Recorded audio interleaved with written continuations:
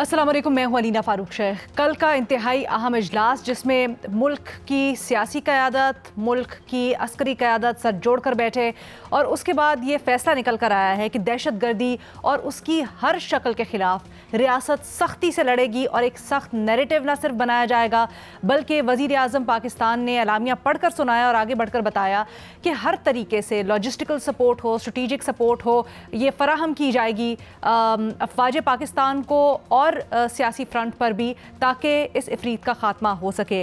उन्होंने कहा कि पूरी ताकत के साथ इस खतरे का सामना किया जाएगा, इसका मुकाबला किया जाएगा और कौमी इत्तफाक राय की ज़रूरत पर भी जोर दिया। ये ज़रूरत पर जोर देना, कौमी इत्तफाक राय की बात करना कोई नई बात नहीं, लेकिन दूसरी तरफ हमने ये भी देखा कि अपोजिशन की जमातें, पाकिस्तान तहरीक इंसाफ और उनकी इत्तेहादी जमातें, उन्होंने कल के इजलास, ये जो कमेटी का इजलास था, इसका बॉयकॉट किया और उन्होंने बिल्कुल साफ साफ कहा कि वो इस तरह की कमेटी में शामिल नहीं होंगे जिसमें तमाम तर जो आरा हैं उनको शामिल ना किया जाए। ये नहीं, मज़ीद भी बातों पर गौर हुआ जब मुख्तलिफ प्रोग्राम्स में आकर वफाकी वज़रा बैठे, उनसे बात हुई मज़ीद निकल कर, तो कुछ तो ऑन द रिकॉर्ड बातें, जैसे ख्वाजा आसिफ साहब की स्टेटमेंट ले लीजिए जिन्होंने इशारा किया कि दहशत गर्दों और ख़ास तौर पर जो खैबर पख्तूनख्वा में अफ़गानिस्तान के ज़रिए दहशत गर्दी हो रही है उसके ख़िलाफ़ क्या हो सकता है, और ये इशारा भी दिया कि अफ़गानिस्तान के अंदर जाकर भी कोई कार्रवाइयाँ हो सकती हैं। ये भी कल बात हुई इजलास के अंदर। और फिर बहुत सी और बातें हैं जो कि हमें ऑफ द रिकॉर्ड सुनने को मिल रही हैं मुख्तलिफ ज़रियों से, मुख्तलिफ जो लोग हैं, जो सहाफ़ी हैं, वो इनको कोट करें। इन सब के ऊपर ज़रा बात करते हैं और सब का बुनियादी नुक्ता या जो बुनियादी इसका क्रक्स है उससे शुरू करते हैं कि कल हमने देखा इत्तफाक राय या सियासी इत्तफाक राय के ऊपर बात हुई, लेकिन ये होता हुआ नज़र नहीं आ रहा। अब अगर ऐसा नहीं होता, यानी सियासी इत्तेहाद नहीं होता, तो क्या ये जो अज़ाइम ज़ाहिर किए जा रहे हैं या कल जिस बात का इयादा किया गया वो नतीजा खेज़ हो सकेगी? हमें ज्वाइन करें इस डिस्कशन के लिए सलीम साफ़ी साहब, रीमा उमर साहिबा, उमर चीमा साहब और मज़हर अब्बास साहब भी मेरे साथ स्टूडियोज़ में मौजूद हैं। उमर, आप अपनी राय सबसे पहले हमें बताइएगा। कल जो एलामिया जारी किया गया, फिर मुख्तलिफ जो बातें सामने आ रही हैं इजलास से मुतल्लिक, आपके लिए सबसे अहम बात क्या थी और उसके बाद आपको क्या लग रहा है ये अज़्म आगे बढ़कर अमली शक्ल में क्या कन्वर्ट हो सकेगा और किस तरह से? कल का जो इजलास है उस हवाले से जो दो बातें मेरे लिए स्ट्राइकिंग थी, वो एक तो ये था कि पीटीआई वाले उधर मौजूद नहीं थे। पीटीआई वालों को मौजूद होना चाहिए था और उन्होंने भी इसको पॉलिटिसाइज किया और अगर वो उन्होंने इसरार कर ही लिया था कि हम अपने लीडर से मिलना चाहते हैं तो चलें, गवर्नमेंट इस मामले में कोई फ्लेक्सिबिलिटी शो करती है। एक बहुत बड़ा इशू है हमारा, टेररिज्म जो है वो हमारे लिए एक बड़ा एक एग्जिस्टेंशियल क्राइसिस है, तो उसमें पीटीआई का होना भी ज़रूरी था। दूसरी जो बात है वो, और अगर पीटीआई वाले होते और फिर इनका कोई किसी बात पे इख्तलाफ होता तो फिर हम इस पे बात कर सकते थे कि उनका इख्तलाफ जो है वो ठीक है या गलत है। अब तो इसी बात पे काम रुक गया कि वो उधर मौजूद ही नहीं थे।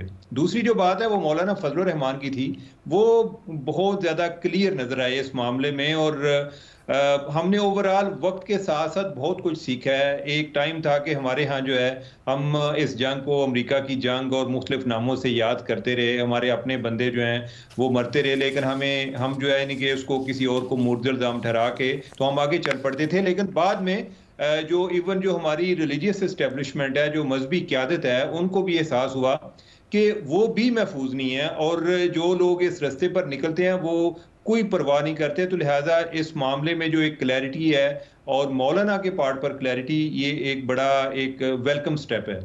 अब जहां तक बात है जो आगे जो आप सियासी हवाले से बात कर रही हैं, तो सियासी हवाले से मेरा ख्याल है कि अगर बलूचिस्तान की बात की जाए तो बलूचिस्तान में जो नुमाइंदगी नहीं थी वो महमूद अचकज़ई जो है वो भी नहीं थे, या जो बीएनपी मैंगल की कोई नुमाइंदगी नहीं थी। इसके बावजूद भी उधर हो सकता है कि ये चीज़ें आगे ले जाने में कामयाब हों, लेकिन पीटीआई में जो कि जिनकी एक केपी में नुमाइंदगी भी है और उनकी चले जो चीफ मिनिस्टर तो उधर मौजूद थे, लेकिन ओवरऑल पीटीआई का एज अ पार्टी कोई मौकफ उधर नहीं आया, तो इधर इनको मेरे ख्याल नेगोशिएट करना पड़ेगा। लेकिन हर दो सूरतों में इस पर हमें कुछ ना कुछ फैसला करना चाहिए।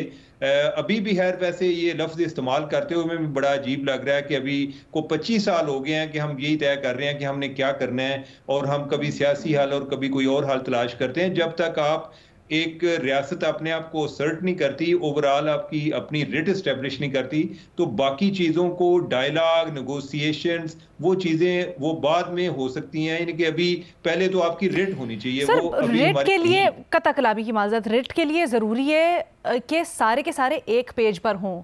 इस वक्त वो यूनिटी नज़र नहीं आ रही, खासकर सियासी अरीना में। अब क्या आपको लगता है कि इसके बगैर आगे जो जाने का या बढ़ने का फैसला हो गया है वो शेप अप करेगा, किस तरह से करेगा? मैं वैसे जो माजी की एग्जांपल देखता हूं, तो जब तक कोई अमली इक़दामात नहीं होते तो मैं तो इन बयानात पर, इन ऐलानात पर, ये कोई नई चीज़ नहीं है। हम माजी में भी इस तरह की बातें सुनते आए हैं जी कि रियासत ने फैसला कर लिया है। वो अच्छा। बाद में पता चलता है कि वो फैसला उनका फिर कुछ चेंज हो गया है। तो जब तक कोई अमली इक़दामात नहीं होते तो कह नहीं सकते। और हमने ये भी देखा कि माजी में भी जब ओवरऑल एक पॉलिटिकल कंसेंसस भी था, तो कुछ देर के लिए रियासत जो है वो एक आज़म सफ़र हुई और उन्होंने कुछ एक्शन लिया, लेकिन उसके बाद फिर हम भूल जाते हैं, बाकी कामों में लग जाते हैं। तो इसमें हमें तसलसल नज़र नहीं आया, इवन उस टाइम पर भी नज़र नहीं आया कि जब एक सियासी तौर पे कंसेंसस सर, था। ये बड़ा दिलचस्प है आप ये बात कह रहे हैं, क्योंकि बहुत से लोग तो इस तरह के इशारे भी देते हैं ज़राए के मुताबिक कि किसी ऑपरेशन की तरफ जाने का फैसला कर लिया गया है। फिर ये भी बातें हो रही हैं, जैसे ख्वाजा साहब ने कहा कि अफगानिस्तान के अंदर भी कुछ ना कुछ कार्रवाई हो सकती है दहशतगर्दों को टारगेट करने के लिए। बट सलीम साफ़ी साहब, अगर सिर्फ खैबर पख्तूनख्वा के ऊपर फोकस करें, क्या समझते हैं? कल दो नुमाइंदे थे बड़े, एक वज़ीर आला KP गंडापुर साहब, जिन्होंने पब्लिकली आके एक दिन पहले बिल्कुल मुख्तलिफ मौक़िफ़ पेश किया था, ऑपरेशन के ख़िलाफ़, अफ़गानों की वापसी के ख़िलाफ़ बोले, और फिर मौलाना फजलुर रहमान। आपको लगता है उन दोनों ने इंसाफ किया जो खैबर पख्तूनख्वा का मुकदमा था उसके साथ कल? देखिए, उन दोनों का अलग अलग मौक़िफ़ है और मौलाना फजलुर रहमान साहब का अपना ख़ास मौक़िफ़ है इस हवाले से, और गंडापुर साहब का वो चूँकि PTI के भी तर्जुमानी करते हैं, और दूसरी तरफ कल बैसित वज़ीर आला उनको उसमें शरीक भी होना था। तो एक तो ये ऑन द रिकॉर्ड नहीं था, तो हमें पता नहीं है कि मौलाना फजलुर रहमान साहब ने उधर क्या कुछ बोला है, कि हम ये कह सकें कि उन्होंने सही तर्जुमानी की है या नहीं की है। इसी तरह अली अमीन गंडापुर का भी हमें पूरी तरह इल्म नहीं है, चूँकि इन कैमरा इजलास था, कि उन्होंने सही तर्जुमानी की है या नहीं की है। अलबत्ता लोगों की सही तर्जुमानी वही होगी, और लोगों का जो डिमांड है, वहाँ के लोग तंग आ गए हैं इन 20-22 सालों में। ऑपरेशनों से भी तंग आ गए हैं और दीगर इक़दामात से भी तंग आ गए हैं, मिलिटेंसी से भी तंग आ गए हैं। वो अमन चाहते हैं, लेकिन ये अभी कह रहा था कि फ़लाँ को एतमाद में नहीं लिया गया, फ़लाँ को एतमाद में नहीं लिया गया।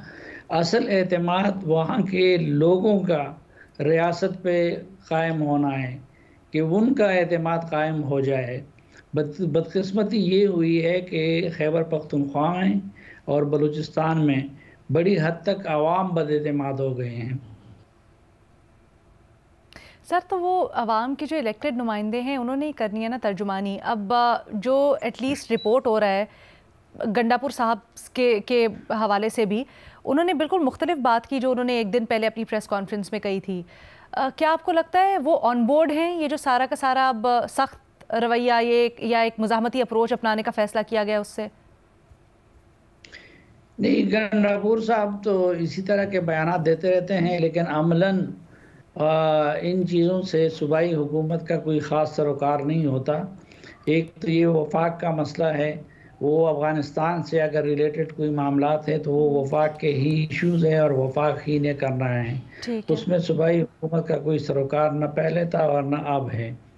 तो इसलिए दो हैट्स पहनी हुई है ना सर, खैबर पख्तूनख्वा के वज़ीर आला ने, वो PTI के नुमाइंदे भी हैं। PTI गो के खुद इस तरह शामिल नहीं, लेकिन क्या समझते हैं जिस तरह से ब्रॉडर कंसेंसस नहीं हुआ सियासी तौर पर, उसके बगैर मामलात आगे चल पाएंगे या नतीजा खेज हो पाएंगे? देखिए, ये PTI को अपना कोई मौक़िफ़ अपनाना होगा और उनको आना होगा, क्योंकि उस सूबे की हुकूमत के होते हुए अपने आप को ज़्यादा देर तक इस मसले से वो बचा के नहीं रख सकते। सर, ख्वाजा साहब ने जो ये बात की है उसके ऊपर कुछ तज्ज़िया करेंगे? एक मसला ये भी है कि ये मामला उन लोगों के सपुर्द किया जाता है जो कि वहाँ के ज़मीनी हालात से ना अफ़गानिस्तान से बाखबर है, न किसी और जगह से बाखबर है। अब मिसाल के तौर पर आप पूरी काबीना में खैबर पख्तूनख्वा की नुमाइंदगी देख लें, आप पूरी काबीना में बलूचिस्तान की नुमाइंदगी देख लें। पहले तो ये देख लें कि ये नुमाइंदगियाँ हैं कैसी, लेकिन उसके बाद फिर ये देख लें कि उसमें बलूचिस्तान की नुमाइंदगी काबीना में कितनी है और खैबर पख्तूनख्वा की नुमाइंदगी उसमें कितनी है। तो ये भी एक मसला है। तो ख्वाजा साहब की तरह के लोग मसलन वो जब ये बात करते हैं कि हम अफ़गानिस्तान के अंदर जाके कार्रवाई करेंगे, तो उसके भी कुछ रिपरकशन थे। लेकिन होना ये चाहिए था कि हमने शुरू में गलत वक्त पे उजरत के साथ एक तरफ हमारी रियासत ही ने वो तो इधर हमारे यहाँ ये होता है कि ये जनरल फैज़ हैं और ये फ़लाँ हैं और ये फ़लाँ हैं और ये फ़लाँ हैं, लेकिन वो तो उसको कोई भी करे, आज का DGISI कोई इक़दाम करें तो उसको पूरे पाकिस्तान का और रियासत का इक़दाम समझा जाएगा। सही। तो उधर अफ़गान तालिबान कहते हैं कि भाई हमने पहले आप आए, आपने कहा कि हमारे साथ बिठा लें, हमने आपके साथ बिठा लिया उनको। आपने उनके साथ एक वादा किया कि उनके 1 महीने में उनके 100 बंदे रिहा किए जाएंगे, 100, 120, और उन्होंने आपसे वादा किया कि वो जंगबंदी करेंगे। हमने उनसे जंगबंदी करवा ली, लेकिन आप लोगों ने उनके साथ अपना वादा पूरा नहीं किया। उसके बाद दोबारा आप लोगों ने कहा कि हमारे साथ बिठाएं, हमने दोबारा आपके साथ उनको बिठा लिया। अच्छा, फिर उसके बाद आप लोगों ने, नई क़यादत ने कहा कि हम मुज़ाकरात नहीं करते, हम उनके वो किसी से मानते ही नहीं है, हम सिर्फ अफ़गान हुकूमत से बात करेंगे। तो अफ़गान हुकूमत अपने आप को ये समझती है इस वक्त कि वो अगर मुज़ाकरात करे तो वो अपने ऊपर इस ब्लेम को चस्पा कर देंगे और फिर उनके लिए मुश्किलात बढ़ेंगी। तो इसलिए वो भी अब उन्होंने ये मौका अपना लिया है कि इधर सिरे से TTP के लोग हैं ही नहीं। तो ये जो बयानात होते हैं और ये ताने जो होते हैं जो अफ़गानों को दिए जाते हैं, उससे मसला हल नहीं होता, बल्कि मसला उससे ख़राब होता है। और उनको जब आप ताना देते हैं तो वो दबाव में नहीं आते, बल्कि वो उल्टा सख्त रद्द-ए-अमल, उनका मौका और भी सख्त हो जाता है। ठीक है रीमा, आप इस मामले को किस तरह से देख रही हैं? खासकर कुछ हमने इसके पहलू कल गौर किए और आपने भी ये कहा कि बिल्कुल गलत फैसला था सियासी तौर पर पाकिस्तान तहरीक इंसाफ का, लेकिन आगे बढ़कर अगर नहीं इस चीज़ के ऊपर कंसेंसस होता कि क्या करना है, क्योंकि रियासत तो कहीं ना कहीं अपना माइंड जाहिर कर चुकी है, तो फिर किस तरह से चीज़ें आगे बढ़ेंगी? जी शुक्रिया अलीना। पॉलिटिकल कंसेंसस से पहले मेरा ख्याल है एक और मरहला होता है और वो ज़्यादा अहम है शायद, और वो है नेशनल कंसेंसस का। सिर्फ पॉलिटिकल पार्टीज नहीं हैं जो स्टेक होल्डर्स हैं इस पूरे प्रोसेस में, हर पाकिस्तानी शहरी, हर पाकिस्तानी रेजिडेंट स्टेक होल्डर है। और उसमें मुझे लगता है कि इससे पहले कि आप एक सियासी जमातों के बीच में एक यूनिटी कायम करें, उससे पहले कुछ चीज़ें हैं जो आपको करनी है, जो पता नहीं क्यों हमारी रियासत जब भी ऐसा कोई मामला आता है मुझे लगता है वो सही तरह डील नहीं करते। मैं आपको कुछ मिसालें देती हूँ, कुछ मिथ्स देती हूँ जो सोशल मीडिया पे मुझे नज़र आती हैं और जो हम प्रेस कॉन्फ्रेंसेस देखते हैं, हुकूमत के नुमाइंदे टीवी पे आके जो बात करते हैं, जो उससे मुझे महसूस हुई। पहली तो ये कि वो कहते हैं अगर आप रियासत के रोल पे बात कर रहे हैं, आप विक्टिम ब्लेमिंग कर रहे हैं कि जो लोग रियासत के या फौज के जो अफसरान हैं वो शहीद होते हैं दहशतगर्द हमलों में, तो अगर आप रियासत के रोल पे या फौज के रोल पे बात करेंगे तो आप हमें ही कसूरवार ठहरा रहे हैं, जो गलत है। अब मैं उससे अग्री नहीं करती, मेरा ख्याल है बिल्कुल गलत डेफिनेशन है विक्टिम ब्लेमिंग की, क्योंकि जब आप रियासत की बात करते हैं आपको इंस्टीट्यूशंस को और स्टेट को, जो अफराद हैं जो विक्टिम्स बनते हैं, उनसे अलग करके देखना है। जो विक्टिम्स बनते हैं उनके साथ सबकी हमदर्दी है, उनको कोई ब्लेम नहीं कर रहा कि वो डिजर्व करते थे कि उनका कत्ल किया जाए दहशतगर्द हमलों में, सब मजम्मत करते हैं इसकी। लेकिन रियासत एक डुअल रोल भी प्ले करती है। रियासत जो है वो पॉलिसीज बनाती है, हर इंस्टीट्यूशन जो है वो पॉलिसीज बनाती है, उसको इम्प्लीमेंट करती है। तो ऐसा नहीं हो सकता कि आप उस रोल को बिल्कुल नज़रअंदाज कर दें जब आप एक ओवरऑल सिचुएशन का जायजा ले सकें। सो रियासत का के बारे में नहीं है, उनके गिर्द नहीं घूमता, उसको क्रिटिकली अंडरस्टैंड करना बहुत जरूरी है, पहली बात। दूसरा ये कहा जाता है कि आप जो है वो रियासत पे ज़्यादा फोकस करते हैं और दहशतगर्दों पे फोकस नहीं करते।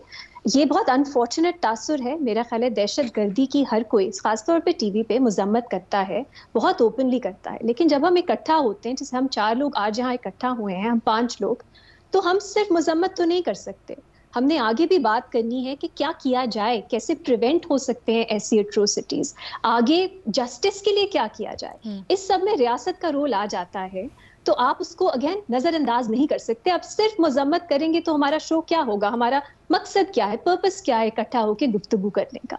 तीसरा कहते हैं कि टाइमिंग गलत है, अभी पाकिस्तान को एग्जिस्टेंशियल थ्रेट है, अभी हमें यूनिटी की जरूरत है, तो आप तनकीद ना करें, आप रियासत के रोल पे बात ना करें। मेरा ख्याल है ये बिल्कुल एक गलत तासुर दिया जाता है। इसी तरह की सिचुएशंस होती हैं जब एक एंगेजमेंट और रिप्रेजेंटेशन, डाइवर्स आवाज़ों की बहुत ज़रूरत होती है। अगर हम मान भी लें, और बिल्कुल मैं तो एटलीस्ट ये मानती हूँ कि दहशतगर्दी हमारा एक बहुत सीरियस मसला है, एक थ्रेट है जिस पे काबू पाना बहुत ज़रूरी है, लेकिन इसका मतलब ये नहीं है कि जो भी रियासत करेगी उससे आप अग्री करो। ये दोनों चीज़ें फ़र्क हैं, और अब अगर हम आवाज़ नहीं उठाएंगे, हो सकता है वो गलतियां जो पहले हुई थी वो गलतियां फिर से होती रहे। एक आखिरी बात, ये भी कहा जाता है, कल मैं ये सुन रही थी अलीना जियो पे ही, कैपिटल टॉक में और शाहजेब के शो पे, कैबिनेट मिनिस्टर्स आके ये कह रहे हैं कि अगर कोई मिलिट्री ऑपरेशन के हक में नहीं है तो ऐसा तासुर जाएगा कि वो दहशतगर्दी के हक में है। अब ये कैसी बात है? हम सब दहशतगर्दी के खिलाफ हैं, लेकिन करना क्या है, स्ट्रैटेजी पे तो मुख्तलिफ राय हो सकती है, और ये एक अच्छी चीज है, ये हर हमारे जैसे माशरे में होनी चाहिए। ऐसा तो नहीं है कि हम बस ब्लाइंडर्स लगा लें और जो रियासत कहे, उस वक्त की जो भी रियासत की पॉलिसी हो, उसे फॉलो किया जाए। इसलिए जरूरी है कि आप एक डिफरेंस ऑफ ओपिनियन को रिस्पेक्ट करें। ऐसा नहीं है कि जो एक डिफरेंस ऑफ ओपिनियन एक्सप्रेस करे आप उसको कहें वो ट्रेटर है, वो गद्दार है, वो दहशतगर्दों का हमदर्द है। ऐसा तो नहीं होता। बहुत सी ऐसी चीजें हैं, और खुद और एग्जाम्पल्स देख लें अलीना, अमेरिका में 9/11 हुआ, दहशतगर्द हमला था, लेकिन उसके बाद जो अमेरिका की रियासत ने फैसले किए उस पर तनकीद नहीं होती। हम खुश होते हैं, वहां पे डेमोन्स्ट्रेशंस होती हैं उनकी रियासत के खिलाफ कि उनकी पॉलिसी गलत है। ये नहीं कि दहशतगर्द हमले दुरुस्त हैं, लेकिन पॉलिसी गलत है। लेकिन ये 4-5 चीजें हैं जो मुझे नजर आता है इनसिक्योरिटी दिखाती है रियासत की तरफ से, कि आपने बस एक ही लाइन लेनी है, यूनिटी का मतलब है कोई डिफरेंस ऑफ ओपिनियन ही नहीं हो सकता, और सेंसरशिप करनी है बाकी पॉइंट्स ऑफ व्यू की। इस तरह आप नेशनल कंसेंसस कैसे पैदा करेंगे? पॉलिटिकल कंसेंसस तो बाद में आता है, लेकिन जैसे मैंने पहले कहा, ये हर फर्द का मसला है। आवाजें दबा के, डिफरेंस ऑफ ओपिनियन दबा के आप आगे नहीं बढ़ सकते। तो मैं तो इससे शुरुआत करूंगी, पॉलिटिकल पार्टीज पे जाने से पहले।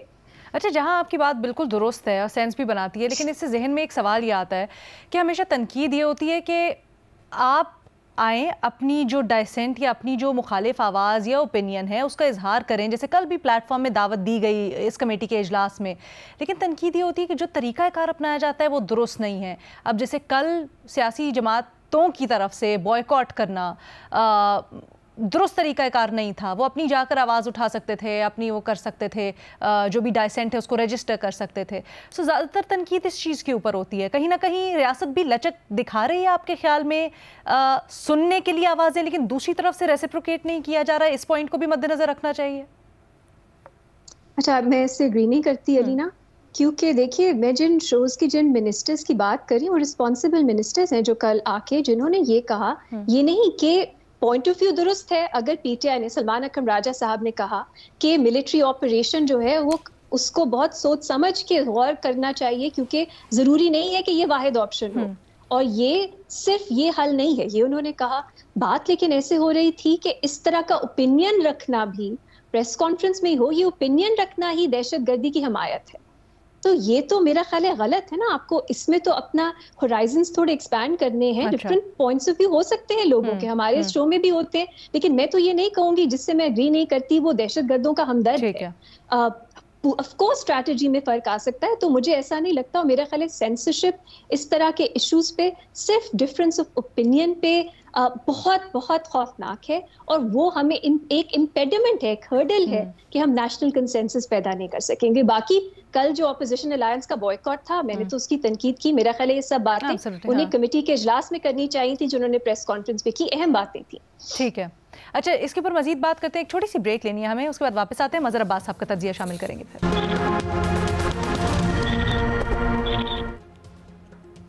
Welcome back. कौमी सलामती कमेटी के इजलास के तनाजुर में हम बात कर रहे हैं कि कौमी और सियासी इत्तेफाक और इत्तेहाद के बगैर जो कल अज़्म जाहिर किया गया है उसके ऊपर कुछ अमल या वो नतीजा खेज़ हो पाएगा।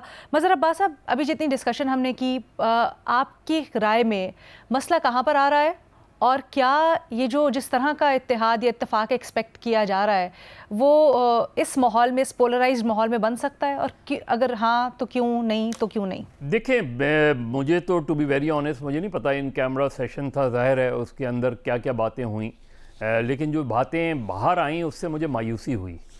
और मायूसी इन माने में हुई कि मुझे कोई सब्सटेंस नज़र नहीं आया, ना प्राइम मिनिस्टर की तकरीर में, ना मुझे ख्वाजा आसिफ साहब को तो यही इल्म नहीं है कि वो जो बात कर रहे हैं उसके रिपरकशंस क्या हो सकते हैं उसके। यानी कल अफ़गानिस्तान भी यही जवाब दे कि आप हमारी इलाके में दाखिल होंगे तो हम आपके भी इलाके में दाखिल हो जाएंगे, इसकी आप इंटरनेशनल कॉन्सिक्वेंसेस होते हैं माफ़ कीजिएगा। उसके अलावा कोई इयादा किया गया कि पिछले 10 साल में क्या चीज़ें हुई हैं जिसकी बिना पे टेररिज्म दोबारा सर उठा रहा है। आपने ऑपरेशंस किए, उस ऑपरेशंस के नताइज में तो चीज़ें ख़त्म हो जानी चाहिए थी, क्यों बढ़ गई चीज़ें? टेररिज्म इंक्रीज़ की वजूहात क्या हैं? नेशनल एक्शन प्लान पर प्राइम मिनिस्टर पढ़ रहे हैं, ये तो बताएं कि नेशनल एक्शन प्लान के बाद 2014 से चलें 2018 तक आपकी गवर्नमेंट थी, उन 4 सालों में नेशनल एक्शन प्लान पे क्या अमल दरामद हुआ, कितना हुआ अमल दरामद?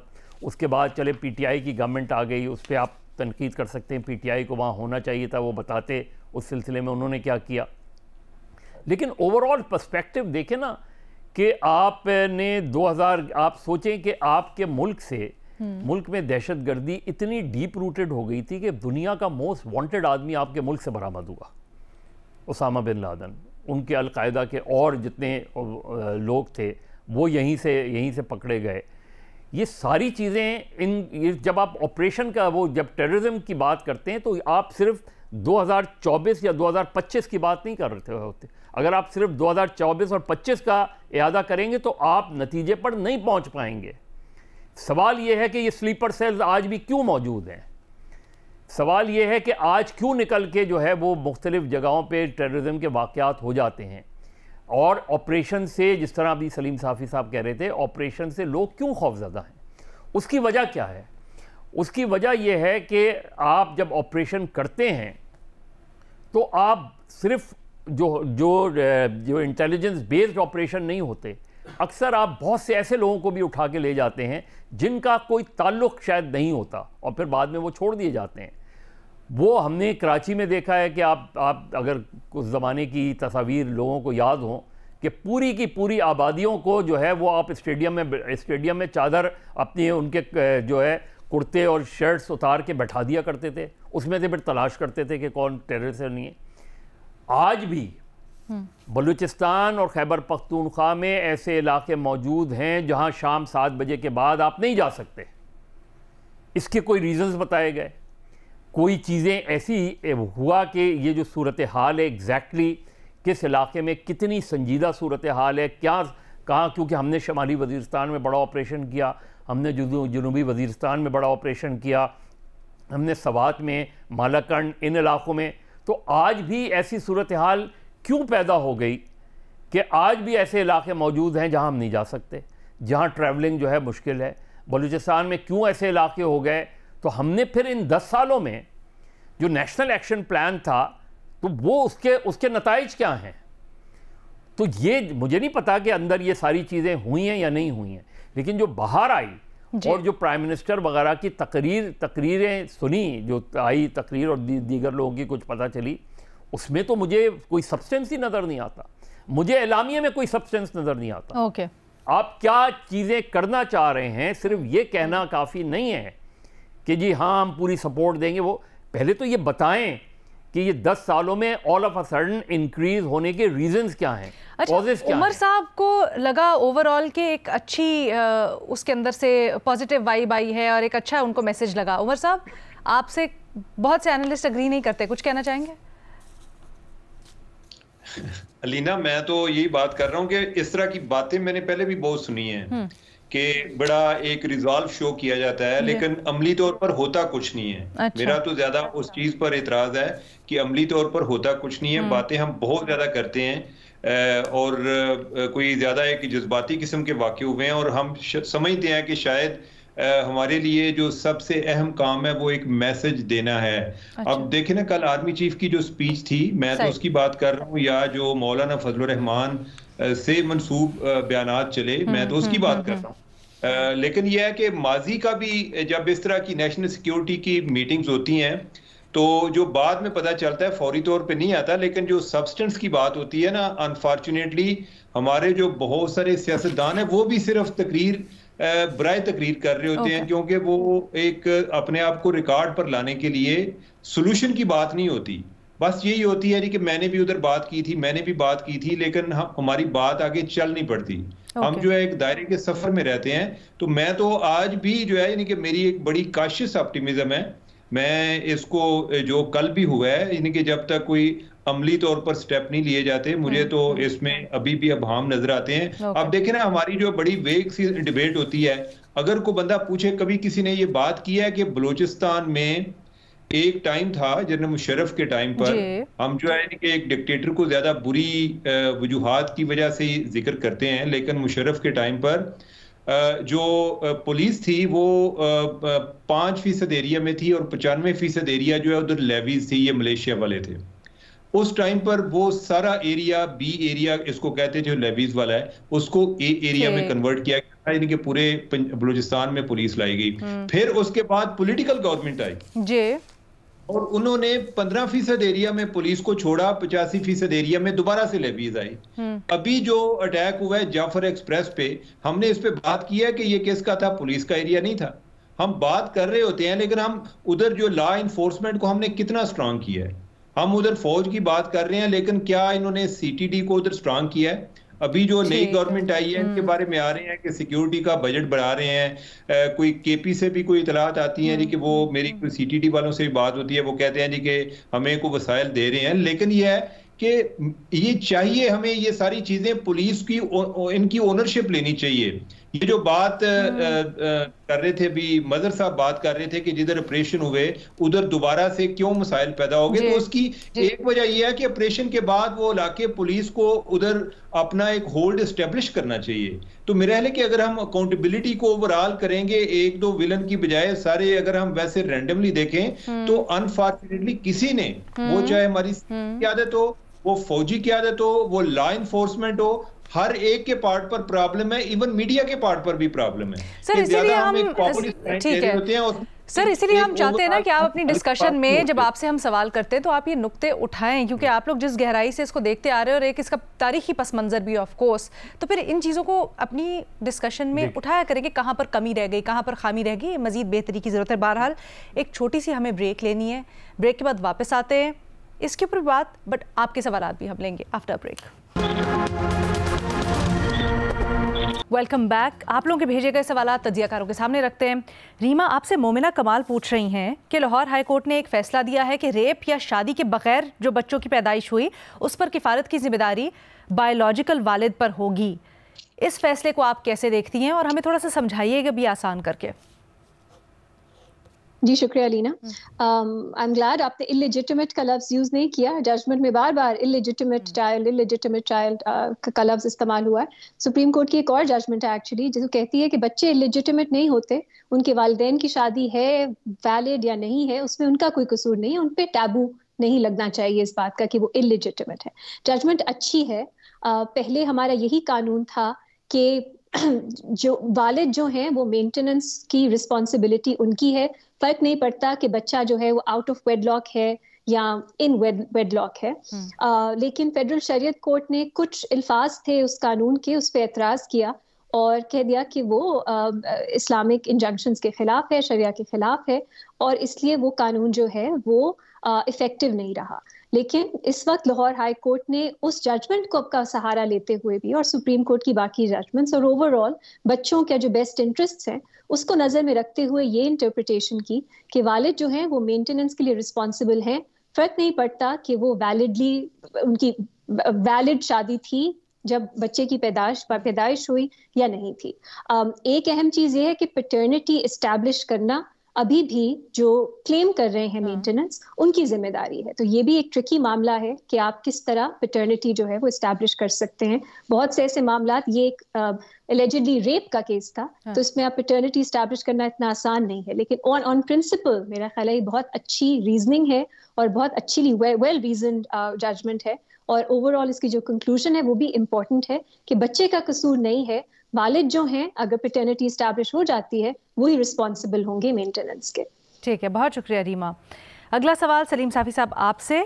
आमिर लतीफ़ पूछ रहे हैं कि क्या कौमी सलामती के इजलास में मौलाना फजलुर रहमान का केपी का मुकदमा ठीक तरीके से सामने रखा गया? मैं पहले भी अर्ज़ किया था कि मुझे तो पता नहीं कि अंदर मौलाना फजलुर रहमान साहब ने क्या बातें की हैं, वो इन कैमरा सेशन था।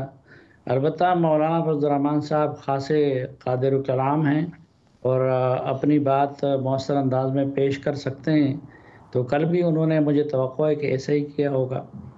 सर, मौलाना साहब से मुतल्लिक बड़े आपके ज़रिए भी होते हैं और आपकी मौलाना से वैसे भी कुर्बत है, आपकी गप नहीं लगी उनसे कि मौलाना साहब क्या किया आपने कल या क्या कहा आपने कल? मौलाना में खूबी है कि वो इख्तलाफ को बर्दाश्त करते हैं, तो इस मामले पे कभी मेरा और उनका मौक़िफ़ एक रहा नहीं। अच्छा, इसलिए ज़्यादातर शेयर भी नहीं कर रहे। अच्छा, चलें ठीक है, बहुत शुक्रिया सलीम साफ़ी साहब। चीमा साहब, अगला सवाल आपके लिए। आपसे खलील फराज पूछ रहे हैं कि तहरीक इंसाफ ने फॉरेन अफेयर्स और इंटरनेशनल रिलेशंस कमेटी ख़त्म कर दी, जिसमें जुल्फ़ी बुखारी, शहबाज गिल, आतिफ खान वगैरह शामिल थे। क्या इस कमेटी की कारकर्दगी इमरान खान की रिहाई में नाकामी की वजह बनी?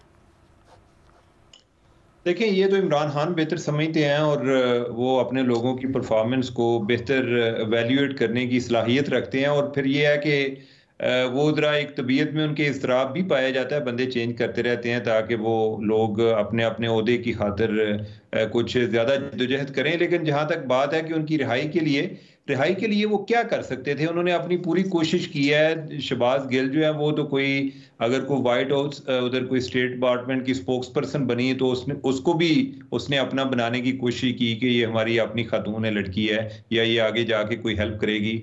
बाकी जो वो रिचर्ड ग्रेनल है उसके हवाले से भी उन्होंने काफ़ी जश्न मनाया, वो नहीं हो सका। अब इसमें शहबाज गिल क्या कर सकता है, या जुल्फी बुखारी अपने लेवल पर जो कोशिश कर सकता था, कोई लॉबिंग फर्म को उन्होंने एंगेज किया हुआ था, तो जो अपने लेवल पे एफर्ट कर रहे थे उसकी एक अपनी लिमिटेशन है। अब हो सकता है कि इमरान खान की तवक्कुआत जो है वो एक हकीकत से के बरक्स हों, तो उन्हें इस पे कोई ज्यादा गुस्सा आ गया हो, तो उस बुनियाद पे उन्होंने उनको चेंज कर दिया हो। अच्छा। या वैसे ही जरा उन्होंने कहा कि जरा इनको काफी देर हो गई है, अब कोई और नए बंदे लेकर आए। वैसे आपको किस चीज़ में ज़्यादा वजन लगता है? क्या आपको लगता है कि एक्सपेक्टेशंस थी खान साहब की, जैसे फॉर एग्जांपल अमेरिका से बहुत ज़्यादा तवक्कुआत थी कि ट्रंप आएंगे, कुछ ना कुछ किरदार अदा करेंगे, वो नहीं हो पाया तो इसलिए कमेटी खत्म हो गई? अब देखिए, मैं ये बात कर रहा हूँ ना कि शहबाज गिल और जो जुल्फी बुखारी है उसकी अपनी कैपेसिटी है ना, वो ट्रंप को डिक्टेट तो कर नहीं सकते। तो इसमें इमरान खान जो है उनकी हो सकता है कि तवक्कुआत पर वो पूरा ना उतरे हों, और ये भी हो सकता है कि इमरान खान की अपनी तवक्कुआत जो है वो भी हकीकत के बरक्स हों। एक वो बहुत ज्यादा इस बारे में पुरउम्मीद तो थे कि जी ट्रंप के आने के बाद कोई सूरत हाल बदलेगी, लेकिन ट्रंप ने बहुत सारे लोगों के साथ साथ इमरान खान को भी मायूस किया है। बहुत शुक्रिया खलील फराज साहब, आई होप आपको आपका जवाब मिल गया होगा। अच्छा जी, मदद साहब आपसे गौहर रजा सवाल कर रहे हैं कि हुकूमत से अलहदा होने और अपोजिशन बेंचेस पर बैठने के लिए MQM राब्ता कमेटी का इजलास तलब कर लिया गया है। MQM को बजट से पहले ही हुकूमत से अलहदा होना होता है? देखिए, MQM से निकल सकती है, हुकूमत से निकलना ज़रा मुश्किल ही नहीं, नामुमकिन है। और जब मैं ये कह रहा हूँ कि MQM से निकल सकती है, तो MQM के अंदर बहुत इख्तलाफात चल रहे हैं। तो ऐसी सूरत में राब्ता कमेटी ये फ़ैसला कर ले, और फिर जिस तरह MQM इस तरह इस वक्त अनफॉर्चुनेटली ही कह सकता हूँ जिस तरह मैनेज हो रही है, तो MQM इतने मेजर फ़ैसला जो है वो ख़ुद नहीं कर सकती है, ना वो राब्ता कमेटी कर सकती है। वो किसी और से राब्ते के नतीजे में अगर हो सकता है तो हो, वरना नहीं होगा। तो MQM एक बहुत डिफ़िकल्ट अफसोस होता है कि एक ज़माने में जो जमात इतनी ज़्यादा ताकतवर थी कि हर कोई उसकी तरफ देखता था, आज वो इतनी बेबस है कि वो तमाम तर ग्रीवेंसेस के बावजूद ये भी फ़ैसला नहीं कर पा रही कि हमें हुकूमत से कुछ नहीं मिल रहा, हम हुकूमत में बैठ के क्या करें, ये तक का फ़ैसला नहीं कर पा रहे। तो मुझे बहुत मुश्किल लगता है, मुश्किल ही नहीं नामुमकिन सा लगता है कि MQM हुकूमत से निकल आए। हाँ, MQM के अंदर जो इस वक्त जो एक दो धड़े बड़े वाज़ेह से बने हुए हैं, उनके अंदर अगर डिवीज़न शार्प होता है और जो कि बज़ाहिर लग रहा है, अनटिल अनलेस कोई जिस तरह उनको जोड़ा गया है उसी तरह उनको तोड़ा ना जाए, तो एमक्यूएम के अंदर से एमक्यूएम निकल सकती है, एमक्यूएम हुकूमत से नहीं निकल सकती। बहुत शुक्रिया मज़हर अब्बास साहब, और इसी तरह से आप लोग हमें अपने सवाल भेजते रहें। हमारी यूट्यूब के एपिसोड के नीचे जाके कमेंट करना है, हम उनको प्रोग्राम का हिस्सा बनाएंगे। अल्लाह हाफ़िज़।